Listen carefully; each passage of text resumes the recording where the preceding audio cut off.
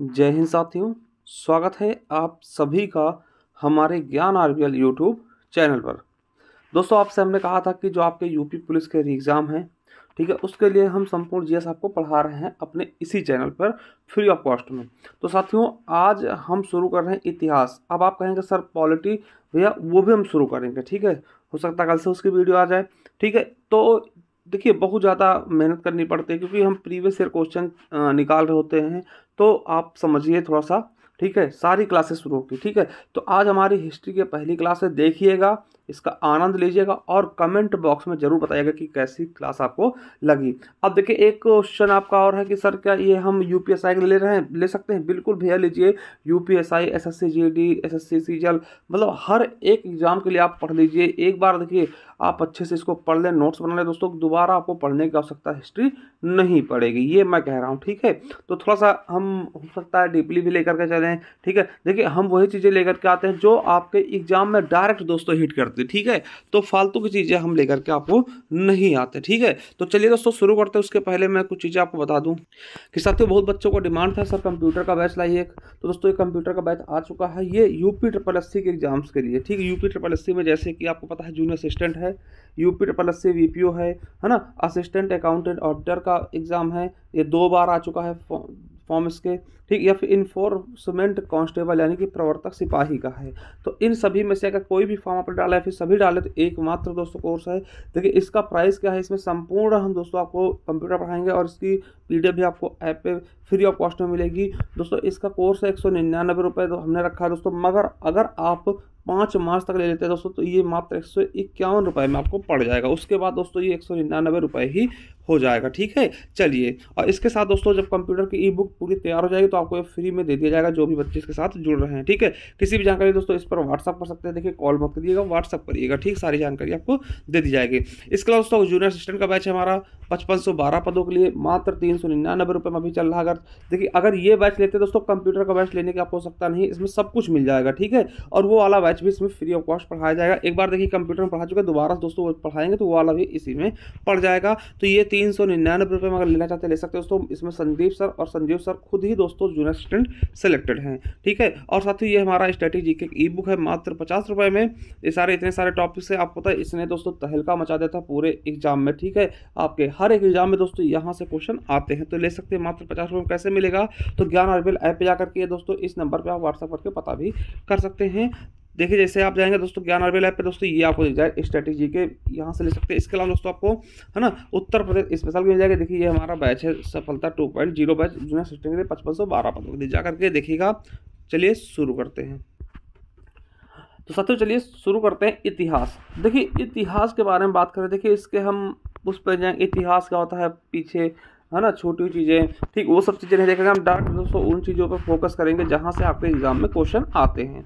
तो चलिए, आपसे देखिए सिंपल सा क्वेश्चन क्या पूछता है, इतिहास के जनक कौन है? तो दोस्तों इतिहास के जनक कौन है? हेरोडोटस। दोस्तों ये कहाँ के थे? यूनान के थे। कभी कभार पूछ लेगा कि हेरोडोटस दोस्तों कहाँ के थे? तो यूनान के थे, यूनान निवासी थे, ठीक है। और ये क्यों फेमस हुए दोस्तों? इन्होंने एक पुस्तक लिखी थी हिस्टोरिका। कई बार क्वेश्चन पूछा गया हिस्टोरिका दोस्तों किसने लिखी है? तो हेरोडोटस, ठीक है। और दोस्तों इनके द्वारा जो पुस्तक लिखी गई, इसीलिए इनको क्या बोलते हैं? इतिहास का जनक भी कहते हैं। आपसे पूछेगा कि फादर ऑफ हिस्ट्री कौन है? तो हेरोडोटस। कहाँ के थे? यूनान के। इनकी कौन सी पुस्तक थी? हिस्टोरिका। बिल्कुल अच्छे से आपको याद रखना, ठीक है। अब दोस्तों ये क्वेश्चन देखिए आपके एग्जाम में पूछा गया, यूपी पीसीएस 2017 पूछा गया कि भारतवर्ष के लिए इंडिया शब्द का प्रयोग सबसे पहले किसने किया? दोस्तों इन्हीं के द्वारा भारत के लिए इंडिया शब्द का प्रयोग सबसे पहले किया गया, किसने? हेरोडोटस के द्वारा, ठीक है। ये क्वेश्चन आपके यूपी पीसीएस 2017 में पूछा गया है, ठीक है। चलिए, अगला है कि भारत में मानव के सर्वप्रथम साक्ष्य कहाँ से मिले हैं? दोस्तों कहाँ से मिले हैं? नर्मदा घाटी से दोस्तों भारत में सबसे पहले मानव के सर्वप्रथम साक्ष्य मिले थे, ठीक है। तो मानव होने के सर्वप्रथम साक्ष्य कहाँ से मिले भारत में? नर्मदा घाटी से। दोस्तों ये उत्तराखंड पीसीएस में पूछा गया क्वेश्चन 2006 के एग्जाम में, ठीक है। चलिए, अगला क्वेश्चन क्या है कि देखिए 1904 में करजन के समय, आपको पता है दोस्तों 1904 में करजन था, ठीक है। और उसको करजन के समय ही आपको पता बंगाल विभाजन भी किया गया था। तो उसी समय दोस्तों 1904 में करजन के समय भारतीय पुरातात्विक विभाग की स्थापना की गई? क्या भारतीय पुरातात्विक विभाग की स्थापना की गई? आपसे पूछ सकता है किसके समय दोस्तों भारतीय पुरातात्विक विभाग की स्थापना की गई? आप बताएगा लॉर्ड कर्जन। कब? 1904 में। जिसका दोस्तों अध्यक्ष किसको बनाया गया? जो दोस्तों भारतीय पुरातात्विक विभाग था इसका अध्यक्ष किसको बनाया गया? तो अलेक्जेंडर कनिंघम को। किसको? अलेक्जेंडर कनिंघम को क्या बनाया गया? अध्यक्ष बनाया गया। इसीलिए दोस्तों ये क्वेश्चन आपके एग्जाम में कई बार पूछा गया कि भारतीय पुरातत्व शास्त्र का पिता किसको कहते हैं? तो अलेक्जेंडर कनिंघम को। दोस्तों ये क्या था? तो दोस्तों ये भारतीय पुरातात्विक विभाग का अध्यक्ष था, इसीलिए इसको दोस्तों क्या बोलते हैं? भारतीय पुरातत्व शास्त्र का पिता बोलते हैं। देखिए ये एमपीपी से 2017 में पूछा गया, और इलाहाबाद हाई कोर्ट का जो पेपर हुआ था, इलाहाबाद हाई कोर्ट का जो पेपर हुआ था दोस्तों 2022 में, उसमें भी पूछा गया था कि अलेक्जेंडर कनिंघम के बारे में कि भारतीय पुरातत्व शास्त्र का पिता कौन है? तो यही, ठीक है। तो याद रखेंगे भारतीय पुरातत्व शास्त्र का पिता कौन है? तो अलेक्जेंडर कनिंघम। ठीक है, चलिए अब दोस्तों एक क्वेश्चन याद रखेंगे भीमबेटका। अब आपने नाम सुना होगा बहुत ज़्यादा, तो आपसे पूछा जाएगा भीमबेटका कहाँ है? तो आप बताइएगा एमपी में। ठीक है, एमपी में भीमबेटका है।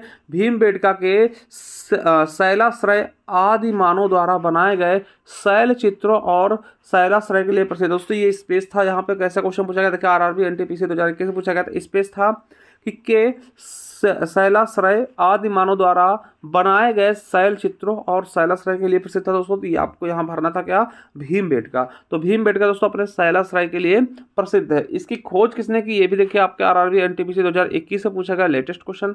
ठीक है, तो भीमबेटका की गुफा खोज 1957-58 में की गई। ये आपके आरआरबी एनटीपीसी में पूछा गया। और किसने की खोज? ये भी पूछा गया एमपीपी से 2020 में। दोस्तों भीमबेटका की जो गुफाएं थी दोस्तों उनकी खोज किसने की? तो डॉक्टर विष्णु श्रीधर वाकड़कर। किसके द्वारा? तो डॉक्टर विष्णु श्रीधर वाकड़कर के द्वारा दोस्तों किसकी? भीमबेटका की गुफाओं की खोज की गई। भीमबेटका की खोज की गई। ठीक है, भीमबेटका शैलाश्रय आदि मानव द्वारा जो बनाए गए थे इनकी खोज की गई। कब? 1957-58 में। किसके द्वारा? विष्णु श्रीधर के द्वारा। दोस्तों ये क्वेश्चन आपके लिए मोस्ट इंपॉर्टेंट है। ये भी आपसे ऐसे पूछ लेगा कि भीमबेटका की गुफाएं कहाँ है? दोस्तों भीमबेटका कहाँ है? तो आपको क्या बताना होगा कि मध्य प्रदेश में है। ठीक है, चलिए ये आपने बेसिक जानकारी देख ली।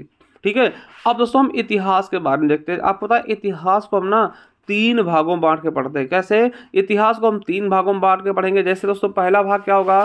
जैसे कोई चीज़ होता है ना, हम इसको इतने भागों में बांट के पढ़ लेंगे। देखिए पहला भाग क्या है कि प्रागैतिहासिक काल। इसमें दोस्तों क्या होता है? तो दोस्तों देखिए प्रागैतिहासिक काल में हमने किसको रखा? जिसको दोस्तों साक्ष्य मिल गए। हाँ, साक्ष्य मिले कि हाँ ऐसा था, मगर दोस्तों उनके लिखित प्रमाण नहीं कोई से भी। जैसे मनुष्य दोस्तों उस समय पत्थर मतलब कि रगड़ रगड़ के दोस्तों क्या करता था? आग जलाता था। उसके साक्ष्य मिले, उनके देखिए उनके नुकीले हथियार मिले, मगर दोस्तों कोई लिखित प्रमाण नहीं मिला। वही वो लिखित हो नहीं पाते थे उस समय जो वो मौजूद होगा ना, यानी कि वह इतिहास का वो काल जिसके दोस्तों साक्ष्य तो मिलते मगर उसको कोई लिखित प्रमाण नहीं मिला, मतलब कहीं लिखा हुआ नहीं मिला दोस्तों, उसको हम क्या बोलते हैं? प्रागैतिहासिक काल। हमने बताया क्या कि इतिहास को हम 3 भागों में बांटे। पहला प्रागैतिहासिक काल, और दोस्तों प्रागैतिहासिक काल को भी हम 3 भागों में बांट देंगे। देखिए पहला इतिहास के 3 भाग हैं, प्रागैतिहासिक काल। अब प्रागैतिहासिक काल को भी 3 भागों में बांटते हैं। प्रागैतिहासिक काल क्या है? जिसमें दोस्तों साक्ष्य मिले मगर लिखित नहीं मिले, मतलब लिखित नहीं मिले, साक्ष्य तो मिले मगर लिखे हुए नहीं मिले दोस्तों, उसको हम प्रागैतिहासिक काल बोलते हैं। ठीक है, और इसको हम 3 भागों में बांटते हैं। कौन कौन से भाग हैं? पहला है पूरा पाषाण काल, है ना, पत्थरों के पहले का। ठीक है, पूरा पाषाण काल दोस्तों क्या होता है? इसमें दोस्तों आपको बता दें पत्थरों का प्रयोग किया गया। आपसे पूछेगा कि पूरा पाषाण काल में क्या था? या फिर पत्थरों का प्रयोग किसमें हो रहा था? पूरा पाषाण काल में। आपको बता दें इसमें क्या होता था? मनुष्य दोस्तों गुफा में रहते थे, आदिमानव जैसे थे, और वो गुफा में रहते थे। किस काल में? पूरा पाषाण काल में। यहाँ पे दोस्तों आग की खोज कर ली। दोस्तों ये आपके लिए इंपॉर्टेंट है। आपसे पूछेगा कि किस काल में आग की खोज की गई? तो पूरा पाषाण काल में आग की खोज की गई। आपको बता दें कि भारत में रॉबर्ट ब्रूस फूटे, दोस्तों ये भूगर्भ वैज्ञानिक थे, आपके लिए इंपॉर्टेंट है, द्वारा दोस्तों खोदा गया पहला, है ना, पहला पूरा पाषाण उपकरण कौन सा था? तो पलवरम दोस्तों हाथ की हथौड़ी थी। दोस्तों आपसे पूछेगा कि मनुष्य द्वारा, है ना, दोस्तों पहला कौन सा उपकरण यूज किया गया था? तो पलवरम हाथ हथौड़ी, हाथ की कुल्हाड़ी थी दोस्तों। ये आपके यूपीएसआई में भी पूछा गया। किस द्वारा खोजा गया?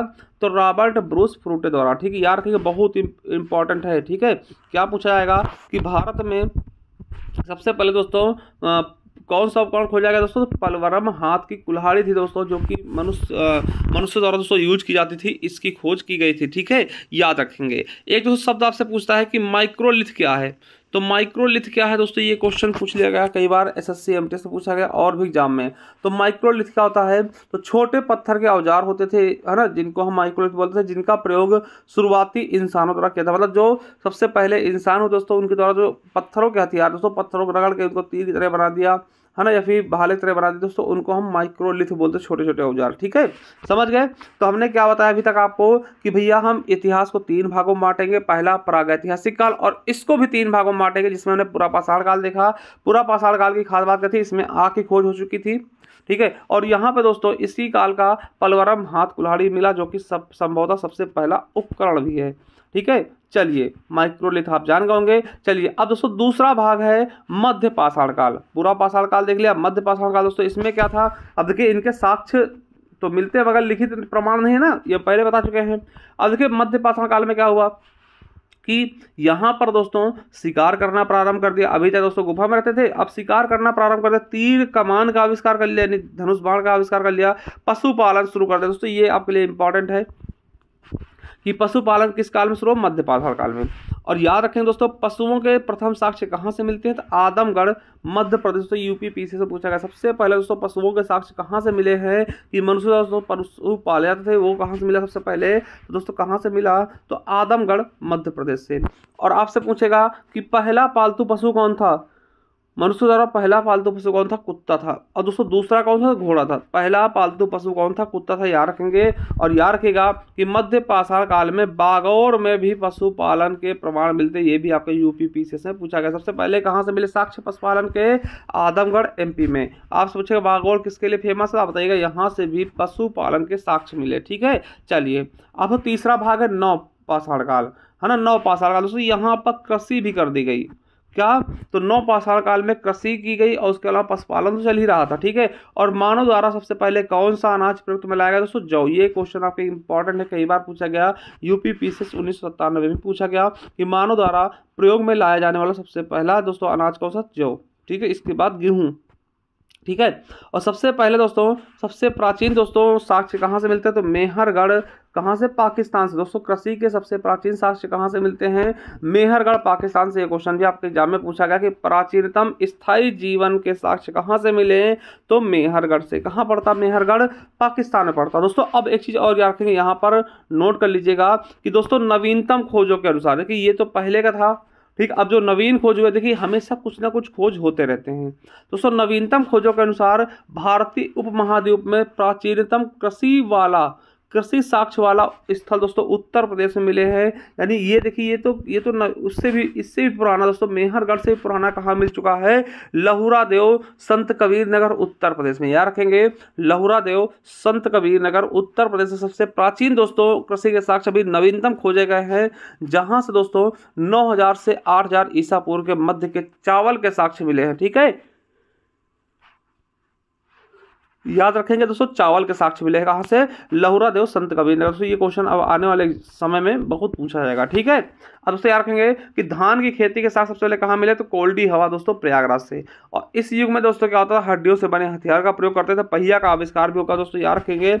आपसे पूछेगा कि पहिया का आविष्कार दोस्तों कब हुआ? तो आप क्या बताएंगे दोस्तों? नव पाषाण काल में पहिया का आविष्कार हो गया। ये बहुत बड़ी क्रांति थी।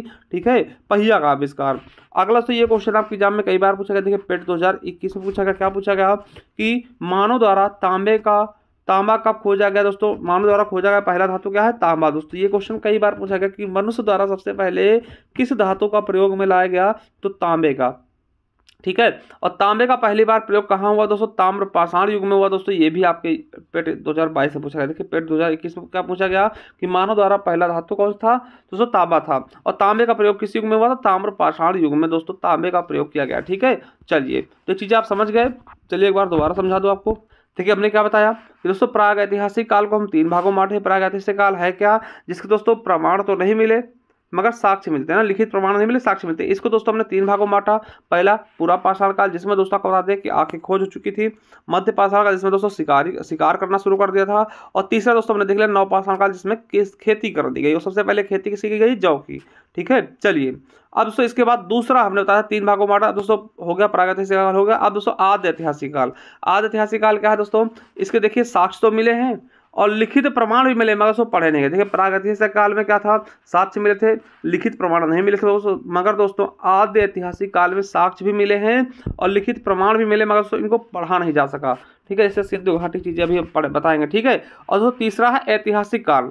ऐतिहासिक काल दोस्तों क्या है, इसके साक्ष्य भी मिले और पढ़े भी गए। जैसे आप देखेंगे अभी पढ़ेंगे है ना, प्राचीन काल में प्राचीन इतिहास दोस्तों, उसमें आपको बताएंगे। ठीक है, तो समझ गए, तीनों आप इतिहास समझ गए होंगे। ठीक है, तो दोस्तों प्रागैतिहासिक काल क्या था, जिसमें दोस्तों आपको पता है कि साक्ष्य मिलते हैं, लिखित प्रमाण नहीं मिले। आद्य ऐतिहासिक काल क्या है, इसमें लिखित प्रमाण भी मिले मगर पढ़े नहीं जा सके। और दोस्तों ऐतिहासिक काल क्या है, साक्ष्य भी मिले और पढ़े भी गए। ठीक है, चलिए अब दोस्तों हम देखते हैं सिंधु घाटी सभ्यता। अब देखिए सिंधु घाटी सभ्यता के बारे में बात करते हैं दोस्तों, तो ये आप आद्य ऐतिहासिक काल में रख सकते हैं, क्योंकि इसके साक्ष्य भी मिले, लिखित प्रमाण भी मिले, मगर पढ़े नहीं गए। ठीक है, चलिए सिंधु घाटी सभ्यता के बारे में देखते हैं, है ना, इंडस वैली सिविलाइजेशन। चलिए अब दोस्तों इसे हड़प्पा सभ्यता भी कहते हैं। आपसे क्वेश्चन पूछ सकता है कि किसे हड़प्पा सभ्यता कहते हैं, सिंधु घाटी सभ्यता को हड़प्पा सभ्यता भी कहते हैं। ठीक है, चलिए अब देखिए हड़प्पा की सर्वप्रथम खुदाई किसने की, तो दोस्तों खुदाई देखिए हड़प्पा की सर्वप्रथम संक्षिप्त खुदाई। देखिए ये चीजें आप रखेंगे, खुदाई और संक्षिप्त खुदाई, ये चीजें याद रखेंगे दोस्तों। ये क्वेश्चन आपके यूपी वीडियो एग्जाम 2023 से पूछा गया कि हड़प्पा की सर्वप्रथम संक्षिप्त खुदाई किसने की, सर अलेक्जेंडर कनिंघम द्वारा दोस्तों कराई गई थी। ठीक है, ये आपके वीडियो एग्जाम 2023 में पूछा गया दोस्तों, अभी जो एग्जाम हुआ वीडियो का। अगला है कि हड़प्पा सभ्यता की मुहरों पर दोस्तों किस तरह से चिन्ह मिलते हैं, तो बैल, हाथी, घोड़ा और भैंस। दोस्तों आपसे पूछेगा कि किसके चिन्ह नहीं मिलते, ऐसे भी क्वेश्चन पूछा दोस्तों। SSC 2019 से पूछा गया कि हड़प्पा सभ्यता की मोहरों में किसके चिन्ह पाया गए हैं दोस्तों, किस पशु को देखा गया है, तो बैल को देखा गया, हाथी को देखा गया, गेंडा को और भैंस को, यानी कि ये परिचित थे इससे। चलिए अगला क्वेश्चन क्या है, सिंधु घाटी सभ्यता के लोग दोस्तों किसकी पूजा करते थे, पशुपतिनाथ की दोस्तों पूजा करते थे, पशुपति की पूजा करते थे। ये आपके ALP में पूछा गया, असिस्टेंट लोको पायलट में पूछा गया क्वेश्चन 2018 में। ठीक है, चलिए याद रखेंगे कि सिंधु घाटी सभ्यता के लोग कांस्य बनाने के लिए दोस्तों तांबा और टिन मिश्रित करके दोस्तों, यानी कांस्य बनाना भी सीख गए, कांस्य मतलब कांसा बनाना भी सीख गए। आप ये क्वेश्चन आपसे पूछता है, कांस्य दोस्तों मिश्रित धातु किससे मिलकर बनती है, तांबा और टिन से दोस्तों मिलकर कांस्य बनती है दोस्तों। ये भी क्वेश्चन आपके एग्जाम में पूछा गया SSC MTS में। ठीक है, चलिए सिंधु घाटी सभ्यता दोस्तों कांस्य युगीन सभ्यता थी, यानी इसमें कांस्य का प्रयोग हुआ दोस्तों, इसलिए इसको हम कांस्य युगीन सभ्यता भी कहते हैं। RRB NTPC 2017 में पूछा गया। और सिंधु घाटी सभ्यता में दोस्तों ईंट से बने भवन पाए गए, किससे, ईंट से बने दोस्तों भवन पाए गए, ये RRB NTPC में भी पूछा गया। ठीक है, चलिए अब से बात कर ले सिंधु घाटी सभ्यता खोज किसने की, तो 1921 में जॉन मार्शल की अध्यक्षता में दयाराम साहनी द्वारा दोस्तों इसकी खोज करवाई गई। ठीक है, अब देखिए 4 चीजें होती हैं, देखिए पूरा, पश्चिम, उत्तर, दक्षिण ना, तो देखिएगा अब ये चीजें आपसे पूछेगा। देखिए मान लीजिए सिंधु घाटी सभ्यता बहुत बड़ा था दोस्तों, बहुत बड़ा था दोस्तों। ये आपका होता है ईस्ट, ये होता है वेस्ट यानी पश्चिम, ये होता है ऊपर वाला दोस्तों नॉर्थ होता है, और ये साउथ होता है ना।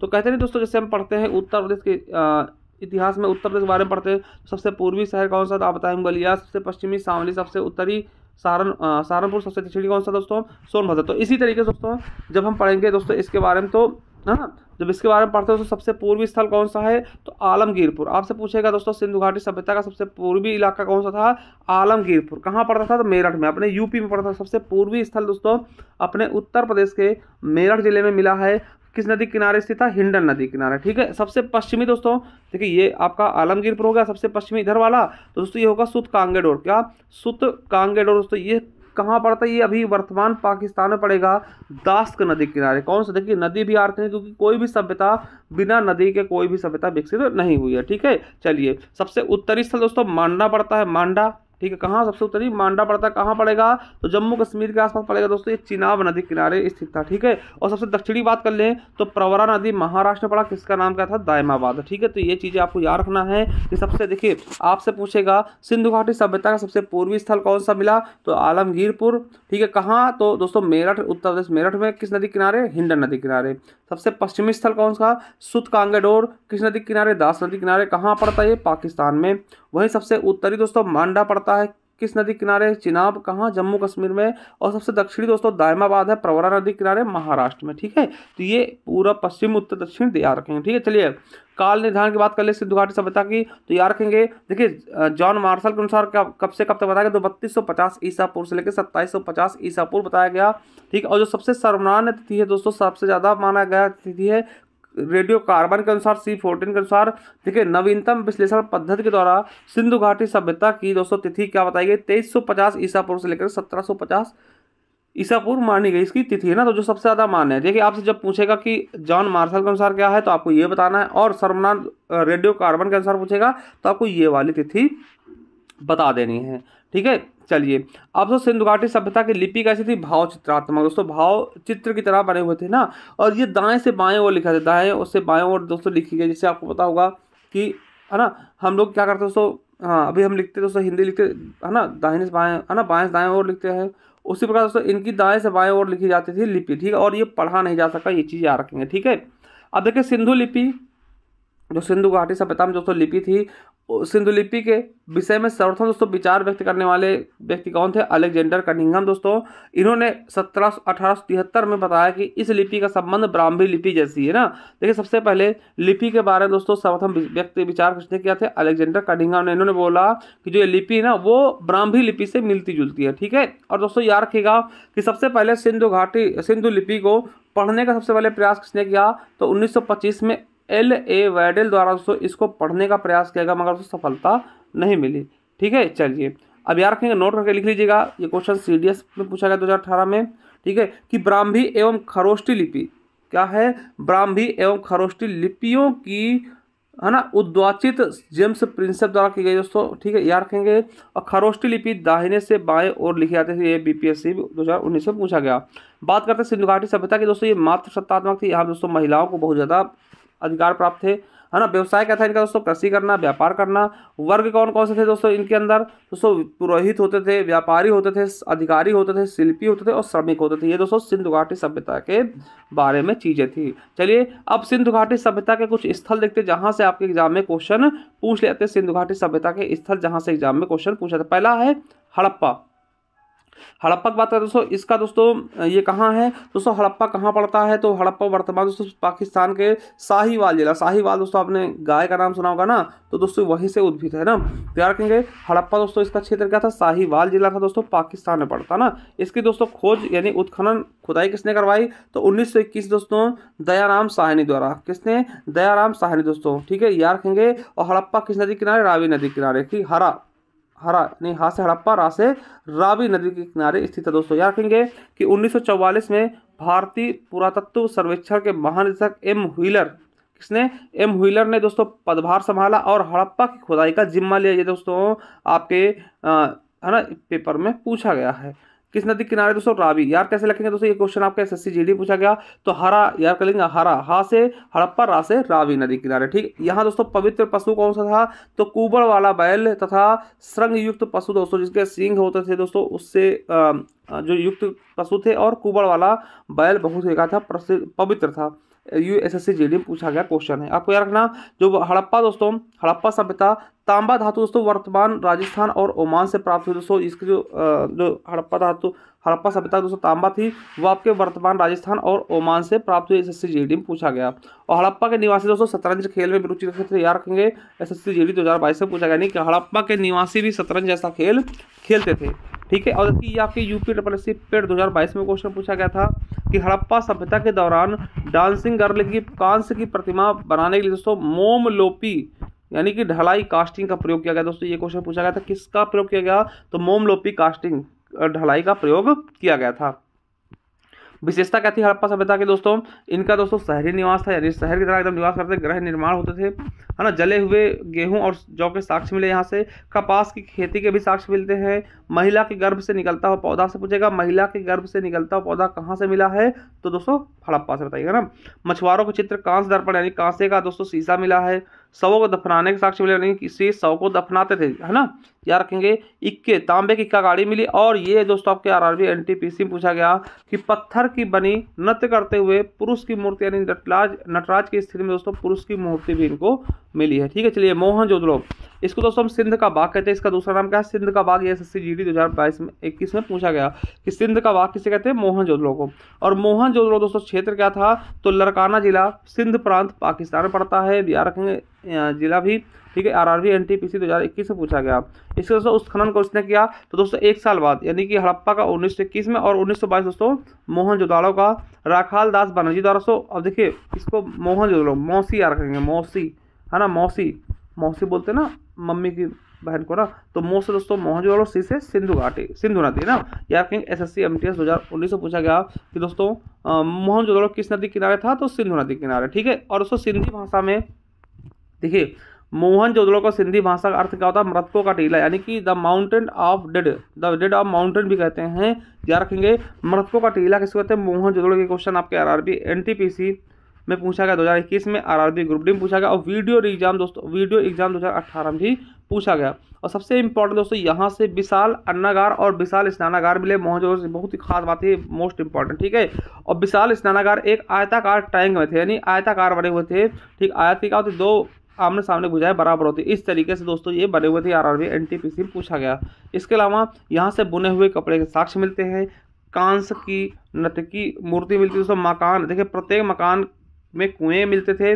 और नटराज की मूर्ति मिली दोस्तों। और इसके अलावा दाढ़ी वाले पुजारी की मूर्तियाँ मिली और पुजारी राजाओं की मूर्तियाँ मिली दोस्तों। ये आपके SSC देखिए UPSSC वीडियो एग्जाम में पूछा गया क्वेश्चन कि पुजारी राजाओं की मूर्तियाँ कहाँ से मिली? तो आपको मोहनजोदड़ो से। पशुपति मोहर कहाँ से मिले? तो मोहनजोदड़ो से दोस्तों। ये भी आपके UPSSC वीडियो एग्जाम में पूछा गया क्वेश्चन 2023 के क्वेश्चन, ठीक, लेटेस्ट, ठीक है। चलिए अगला है चन्हूदड़ो। इसका भी क्षेत्र दोस्तों पाकिस्तान सिंध प्रांत है। इसकी खोज दोस्तों 1935 में गोपाल मजूमदार द्वारा किया गया। उत्खनन के निर्देश किसने दिए? तो JH मैके ने, JH मैके दोस्तों उत्खनन के आदेश दिए थे। ये UPPC 2015 में पूछा गया। और किस नदी किनारे हैं दोस्तों? तो दोस्तों किसके? सिंधु नदी किनारे, ठीक है। चन्हूदड़ो किस नदी किनारे था? सिंधु नदी किनारे, ठीक है। आपको ये याद रखना कि सिंधु घाटी सभ्यता का औद्योगिक नगर कौन था? चन्हूदड़ो, है ना। और मनका बनाने कारखाना दोस्तों, यहाँ पे मनका बनाने कारखाना था। लिपस्टिक, काजल, कंघा, ये दोस्तों हाथी दांत का कंघा भी था। लिपस्टिक भी यहाँ से मिला, लिपस्टिक दोस्तों लगाने वाला, काजल भी, यानी यहाँ औरतों का बहुत अच्छा बोलबाला था ना, यानी मेकअप का सामान यहाँ से बहुत सारा मिला, ठीक है। चलिए बिल्ली का पीछा करते हुए दोस्तों कुत्ते के पदचिन्ह भी मिले, यानी कि एक कुत्ता हुआ करता तो बिल्ली को पीछा करते हुए दोस्तों उसके पैरों के चिन्ह भी मिले, ठीक है। चलिए अगला लोथल दोस्तों बहुत इंपॉर्टेंट है। दोस्तों अपने भारत के अहमदाबाद गुजरात में पड़ता है। इसका उत्खननकर्ता कौन है? 1935 में रंगनाथ राव द्वारा करवाया गया। और लोथल दोस्तों किस नदी किनारे? भोगवा, याद रखेंगे भोगवा नदी किनारे लोथल था। साथियों याद रखेंगे बहुत इंपॉर्टेंट, ये दोस्तों बंदरगाह था, यानी मानव निर्मित बंदरगाह कौन सा था? तो आप बताइए लोथल। यहाँ भी दोस्तों मन का निर्माण का विशिष्ट केंद्र था दोस्तों, NDM पूछा गया। सिंधु घाटी सभ्यता का व्यापारिक केंद्र, देखिए जब यहाँ दोस्तों दिखा था आपका बंदरगाह था दोस्तों, व्यापारिक केंद्र तो रहेगा ना। यहाँ दोस्तों याद रखेंगे बाजरा, चावल और आटा पीसने चक्की दोस्तों, अभी जैसे हम चक्कियों में आटा पिसाते हैं ना, वैसे इस समय भी था। कहाँ पर? लोथल। लोथल क्या है दोस्तों? बंदरगाह। ये बहुत इंपॉर्टेंट, लोथल क्या है? एक बंदरगाह था, मानव निर्मित बंदरगाह था दोस्तों। यहाँ से व्यापार करने के लिए बंदरगाह क्या होता है? जहाँ पे दोस्तों पानी की जहाज जाकर रुकती ना, याद रखेंगे। और दोस्तों हाथी दांत और घोड़े के हड्डियों के साक्ष्य मिले। और युगल समाधान, यानी कि जब दोस्तों कोई मरता है 2 समाधियां एक साथ है ना, 1-2 है ना दफना, युगल समाधान भी मिला है। स्वर्ण के आभूषण मिले और दिशा मापक यंत्र भी यहाँ से मिला है, ठीक। चलिए अगला है कालीबंगा। देख कालीबंगा का अर्थ क्या होता है? काले रंग की चूड़ियाँ। ये SSC GD 2021 में पूछा गया कि कालीबंगा का अर्थ क्या होता है दोस्तों? तो काले रंग की चूड़ियाँ दोस्तों। इसका क्षेत्र कहाँ से मिला? तो हनुमानगढ़ी राजस्थान में कालीबंगा स्थित है। उत्खननकर्ता कौन थे? 1993 में बालकृष्ण थापर व अमलानंद घोष द्वारा इसका खोज किया गया। किस नदी किनारे? घग्घर नदी किनारे। और यहाँ दोस्तों जुते हुए खेत के साक्ष्य मिलते हैं, याद रखेंगे SSC SCG है ना, CHSL में पूछा गया। ऊंट की हड्डियों के साक्ष्य मिले, हवन कुंड मिले, ठीक। और लकड़ी के हल मिले, लकड़ी का क्या मिला? हल मिला। कहाँ दोस्तों? तो कालीबंगा, यानी कि काले रंग की चूड़ियाँ दोस्तों, बहुत इंपॉर्टेंट है, ये पूछा था। अगला है राखीगढ़ी। राखीगढ़ी में क्या है दोस्तों? ये हिसार हरियाणा में पड़ता है। इसके उत्खननकर्ता दोस्तों 1969 में सूरजभान द्वारा किया गया। घग्घर नदी किनारे राखीगढ़ी भी स्थित है। ताम्र उपकरण दोस्तों मिले यहाँ से। और हड़प्पा लिपि युक्त मुद्रा भी मिली। और ये दोस्तों याद रखेंगे, ये आपके पेट 2023 में पूछा गया क्वेश्चन है क्या? कि हाकरा मृदभांड के भंडार शामिल है, जो सिंधु घाटी सभ्यता के शुरुआती चरणों में पहले की बसावट की विशेषता है दोस्तों। ये आपके हाकरा मृदभांड कहाँ से मिले? तो राखीगढ़ी दोस्तों। ये आपके UPSSC पेट अभी जो लेटेस्ट एग्जाम होता 2023 वाला, उसमें पूछा गया क्वेश्चन था, ठीक है। चलिए अगला है बनावली। बनावली की बात करें दोस्तों, इसका क्षेत्र कहाँ, हिसार दोस्तों हरियाणा में पड़ता है। और दोस्तों ये आपका question UP SSC video exam पूछा गया कि बनावली दोस्तों कहाँ पड़ता है, हिसार दोस्तों हरियाणा में। इसके खोजकर्ता कौन थे, उत्खननकर्ता कौन से, 1973 में रविंद्र सिंह बिष्ट द्वारा। ये सरस्वती नदी किनारे स्थित था। यहाँ दोस्तों मिट्टी का हल, जौ के दाने और सड़कों पर बैलगाड़ी के पहिए के साक्ष्य मिले कहाँ से, बनावली से। चलिए अगला रोपड़ दोस्तों 8वां नंबर क्या है, रोपड़। यहाँ की बात करते हैं दोस्तों, ये क्वेश्चन आपको देखिए पेट 2023 में भी लेटेस्ट एग्जाम जो हुआ था पेट का, उसमें पूछा गया यूपी SSC का कि स्वतंत्र भारत में उत्खनन किया गया पहला हड़प्पा नगर कौन था। देखिए जब भारत हमारा आज़ाद होगा 1947 में आज़ाद होगा, इसके बाद सबसे पहले किसको दोस्तों उत्खनन किया गया, तो रोपड़ को। ठीक है, रोपड़ को दोस्तों उत्खनन किया गया 1955 में। ठीक, यज्ञदत्त शर्मा द्वारा दोस्तों। और कहाँ है रोपड़ दोस्तों, सतलज नदी किनारे ना, रोस यार रोस से रोपड़ और साथ से सतलज नदी। ठीक, रूपनगर पंजाब में पड़ता है। ठीक है, सबसे पहले दोस्तों यानी कि स्वतंत्रता के बाद सबसे पहले कौन सा स्थल खोजा गया, तो दोस्तों वो रोपड़ ही था। ठीक, ये क्वेश्चन भी पूछा जा चुका है। ठीक है, यहीं से तांबे कुल्हाड़ी मिली। मानव के साथ दोस्तों कुत्तों को दफनाया गया, दोस्तों को पता है मानव के साथ साथ कुत्तों को भी दफनाया था। ये साक्ष्य दोस्तों रोपड़ से मिलते हैं। ठीक है, सेलखड़ी की मोहरें भी यहाँ से प्राप्त हुई। अगला है रंगपुर। दोस्तों ये क्षेत्र कहाँ पड़ता है, काठियावाड़ गुजरात है ना। यही कि दोस्तों महात्मा गांधी ना उत्खनन करता 1954 में RSR राव द्वारा भादर नदी किनारे दोस्तों ये स्थित था। यहाँ से ज्वार बाजरा के दोस्तों साक्ष्य और धान की भूसी के साक्ष्य मिले हैं। उसके अलावा आलमगीरपुर दोस्तों सबसे पूर्वी जिला है, सबसे पूर्वी स्थल है, हमने पढ़ाया है। उत्तर प्रदेश के है ना, मेरठ में पड़ता है, हिंडा नदी किनारे दोस्तों। इसकी खोज 1958 में यज्ञदत्त शर्मा द्वारा की गई, सबसे पूर्वी स्थल। और यहाँ दोस्तों मृद भांडों पर रंगीन चित्रकारी प्राप्त हुई, हमारे उत्तर प्रदेश से याद रखेंगे, स्पेशल याद रखेंगे ना। दूसरा सूतकांगे डोर दोस्तों, ये सबसे क्या है दोस्तों, इसके बारे में बता चुके हैं। सूतकांगे डोर कहाँ पड़ता है, बलूचिस्तान पाकिस्तान में। उत्खनन करता है 1927 में है ना, RL स्टाइन द्वारा। दास नदी किनारे दोस्तों हम पहले बता चुके हैं सूतकांगे डोर के बारे में। और सबसे पश्चिमी क्षेत्र ना, पूर्वी दोस्तों आलमगीर, सबसे पश्चिमी सूतकांगे डोर। ये बंदरगाह था दोस्तों, याद रखेंगे ये क्या था, बंदरगाह। और यहाँ से दोस्तों आपको बता दें बेबीलोन की सभ्यता से भी व्यापार किया था, क्योंकि दोस्तों यहाँ पे क्या था, बंदरगाह था। अभी हमने बंदरगाह एक और बताया दोस्तों, क्या बताया, लोथल बताया था, लोथल बंदरगाह, ये अपने गुजरात में पड़ता था। और उससे ये सूतकांगे डोर भी क्या था, बंदरगाह था, याद रखेंगे सूतकांगे डोर क्या था, बंदरगाह, सबसे पश्चिमी इलाका था। ठीक, और दोस्तों बेबीलोन से इसके व्यापार के साक्ष्य मिलते हैं। और मानव अस्थि से भरा हुआ राख, जैसे दोस्तों मानव की अस्थि, जैसे मानव जलाते फिर दोस्तों वो राख निकलती है, उसको दोस्तों एक बर्तन भरा हुआ मिला था। ठीक, अगला है मांडा। ये सबसे उत्तरी दोस्तों स्थल है जम्मू कश्मीर में। ठीक, उत्खननकर्ता कौन, 1982 में जगपति जोशी द्वारा। ठीक, ये चिनाब नदी किनारे से सबसे उत्तरी स्थल, और यहाँ से ब्लेड और मोहरों के साक्ष्य मिलते हैं। ठीक है, सबसे उत्तरी कौन सा है, मांडा, कहाँ, जम्मू कश्मीर में। ठीक, अगला है धौलापुर। धौलावीरा दोस्तों, धौलावीरा कहाँ, गुजरात पड़ता है। ये आपके SSC MT से पूछा गया, धौलावीरा कहाँ है, तो गुजरात में।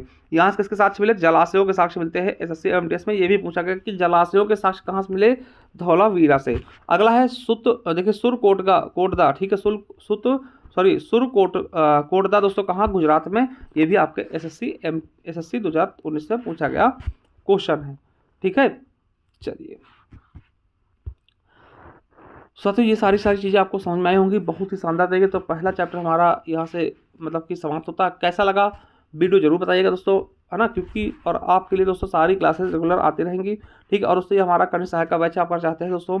ठीक है, 5512 पदों के लिए दोस्तों ले सकते हैं इसको, मात्र 399 रुपये में अभी दोस्तों ऑफर चल रहा है। किसी भी जानकारी दोस्तों इस नंबर पर आप व्हाट्सएप करके पता कर सकते हैं। ठीक है, इसके अलावा दोस्तों ये हमारा कंप्यूटर का बैच है दोस्तों, चारों एग्जाम्स के लिए आपका काम करेगा दोस्तों, चाहे वो जूनियर असिस्टेंट हो, VPO हो, अकाउंटेंट हो, या फिर इन्फोर्समेंट हो। मात्र 199 रुपये अभी दोस्तों ये ऑफर समय चल रहा है, 151 रुपये में मार्च मार्च तक मिल जाएगा। ठीक है, जल्दी से ले सकते हैं।